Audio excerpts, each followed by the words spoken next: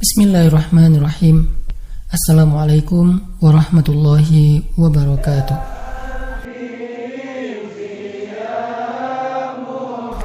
Allah Subhanahu wa ta'ala berfirman, A'udzu billahi minasyaitonir rajim.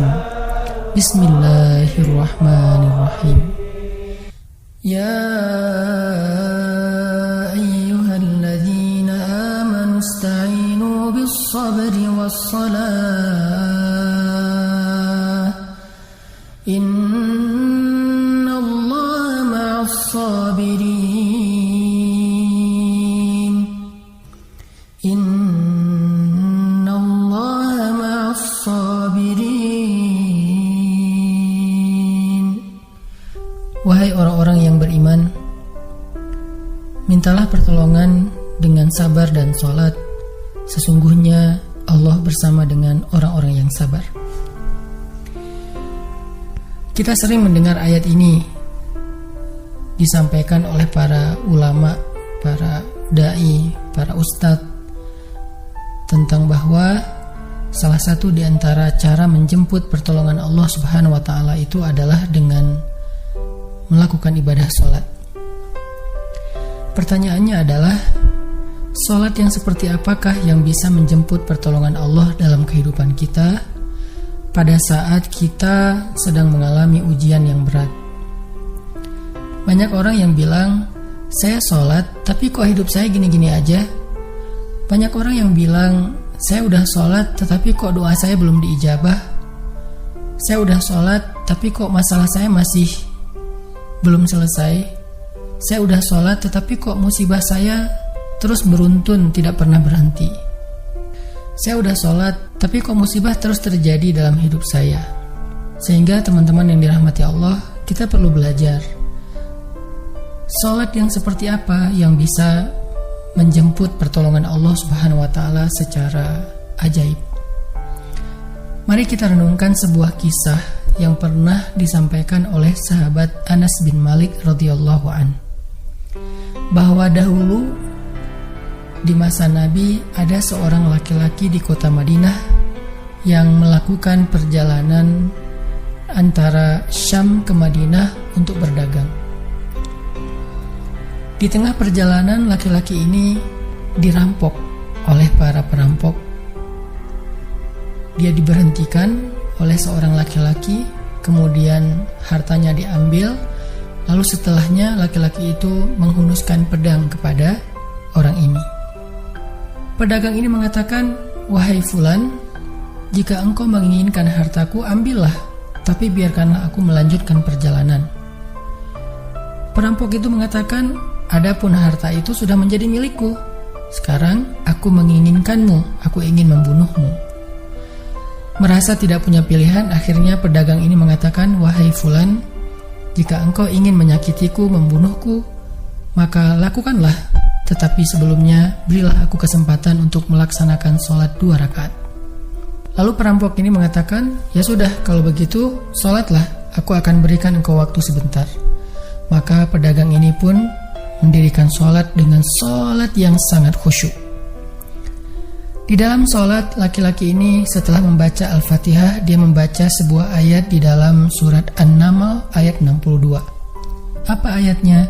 Dia membaca kalimat, Amman yujibul muttarra idza da'ah. Amman yujibul muttarra idza da'ahu wa yakshifus su'a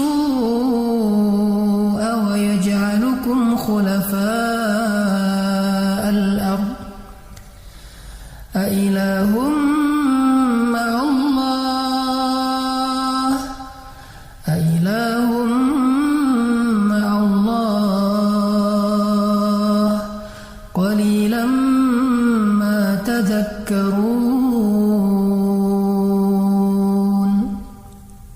Bukankah dialah Allah yang memperkenankan doa orang yang dalam kesulitan apabila dia berdoa kepadanya, dan menghilangkan kesusahan dan menjadikan kalian sebagai khalifah di muka bumi? Apakah di samping Allah ada Tuhan lain yang patut disembah atau dimintai pertolongan? Sedikit sekali dari nikmat Allah yang kalian ingat. Shadaqallahul azim. Teman-teman yang dirahmati Allah Subhanahu wa taala, inilah ayat yang dibaca oleh pedagang tadi ketika dia sholat 2 rakaat. Dia membaca kalimat ini dengan penuh penghayatan dan perenungan. Dia mentadaburi ayat ini. Amman yujibul muttarra idza da'ah wa yakshifus su'. Bukankah dialah Allah yang memperkenankan doa orang-orang yang dalam kesulitan dan menghilangkan kesusahan? Dia menghayati ayat ini. Dia mentadaburi ayat ini. Sehingga muncullah rasa yakin di hatinya bahwa harapannya saat ini satu-satunya adalah Allah yang yujibul muttar. Dia dalam kondisi muttar, dalam kondisi kesulitan, dalam kondisi terancam. Muttar itu bisa bermakna terancam, kesulitan, kesusahan, dan berbagai macam makna dari ketidakberdayaan. Siapa yang yujibul muttar? Siapa yang akan memperkenankan doa orang yang tidak berdaya selain Allah?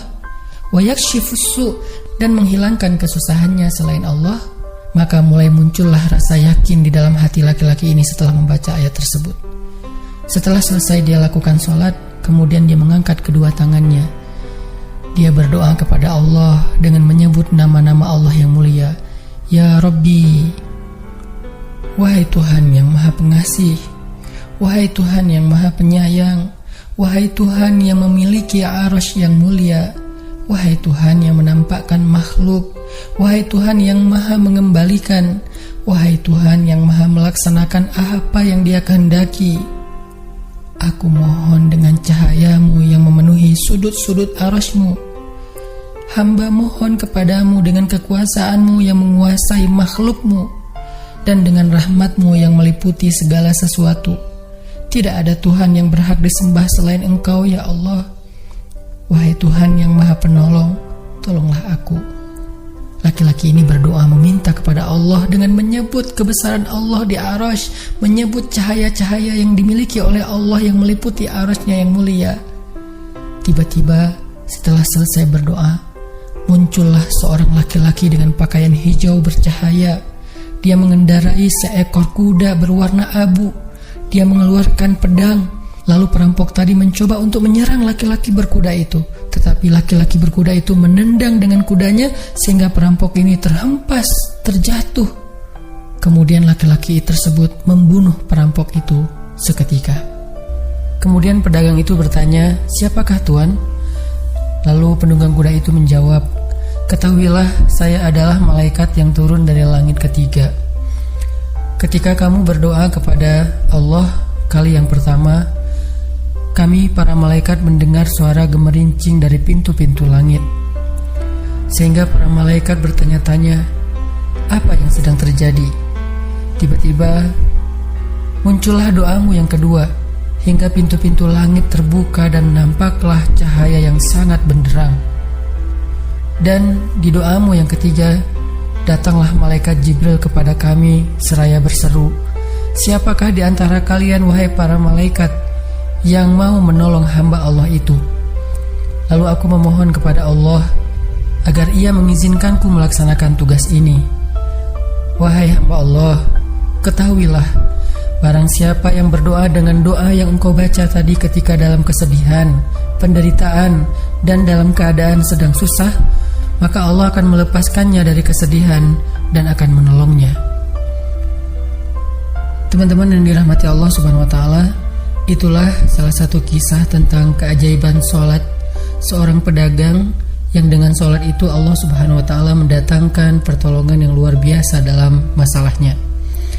Pertanyaannya adalah, apa rahasia sholat pedagang itu sehingga Allah mendatangkan malaikat khusus yang menunggang kuda berwarna abu, lalu malaikat ini membunuh perampok yang ingin mencelakai pedagang itu?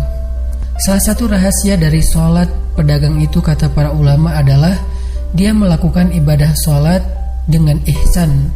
Seperti yang dikatakan Nabi tentang bab ihsan, "Anta'budallah ka'annaka tarah, fa'in lam takun tarah, fa'innahu yarak." Ketika engkau beribadah kepada Allah, seolah-olah engkau melihat Allah. Jika engkau tidak bisa melihat Allah, maka yakinlah Allah melihatmu. Di sini Nabi mengajarkan kepada kita tentang sholat yang terkoneksi langsung dengan Allah Subhanahu wa taala. terkoneksi dalam yakin dan iman sampai seolah-olah kita melihat Allah. Artinya ketika kita bisa sholat seolah-olah kita melihat Allah, lalu dengan kondisi seperti itu kita meminta pertolongan Allah dengan penuh keyakinan, itulah sholat yang mendatangkan pertolongan Allah. Atau kalau kita nggak bisa membayangkan bahwa kita melihat Allah karena itu memang sulit, maka yakinlah Allah melihat kita dan itu pasti. Artinya bahwa Allah itu pasti mendengar kita, melihat kita, dan sedang menunggu apa yang kita butuhkan. Maka orang yang bisa melakukan sholat dalam keadaan benar-benar seperti sedang bertemu dengan Allah, lalu dia meminta pertolongan Allah Subhanahu wa Ta'ala seperti pedagang tadi, maka sholatnya itulah yang disebut di dalam Al-Quran wasta'inu bis sabri was sholah, sholat yang bisa mendatangkan pertolongan Allah Subhanahu wa Ta'ala. Semakin sering kita melakukan sholat dengan ihsan, benar-benar seperti bertemu dengan Allah Subhanahu wa Ta'ala. Kalau kita nggak bisa ngerasain bagaimana cara menghayati kita melihat Allah, yakinlah Allah melihat kita. Dan kalau kita bisa mendawamkan ini dalam sholat 5 waktu dan dalam sholat-sholat sunnah kita yang lain, terutama sholat tahajud, maka insya Allah sholat kita sudah menjadi jalan keajaiban dalam kehidupan kita.